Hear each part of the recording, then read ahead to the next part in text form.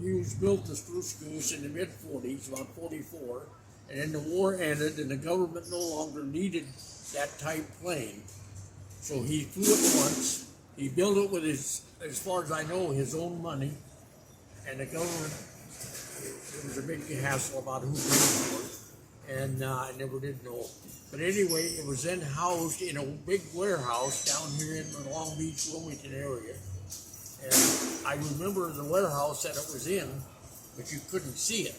And it was just in there for many, many years, and I knew where it was. And then when they finally decided to build the dome in the late 80s, or early 80s, and that's when I got involved with it, getting that dome built.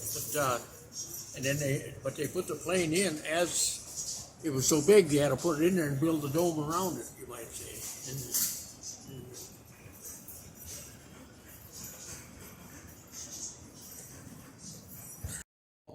At least 3 loads of concrete in that dome when we were pouring the floor under the plane.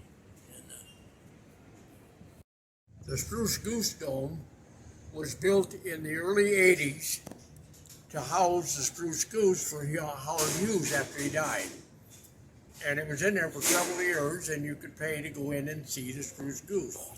While they were building the dome, I actually hauled concrete into that dome on the floor and drove around under the wings of the Spruce Goose, which was already in there. And it was quite an experience because obviously I had never seen it before. And but anyway, that was quite an experience. But the Spruce Goose is no longer here now. They moved it up to Washington somewhere. I don't even know. But anyway, that's it. Now they use it for other reasons. And right now, it's also a cruise ship landing on the other side of the Spruce Goose dome. And Queen Mary came into the Long Beach, I think, in late 60s, early 70s, and it's also a hotel. And anyway, the Queen Mary has quite a history. It was built in the 30s, and they used it during World War II as a troop transport across the Atlantic. And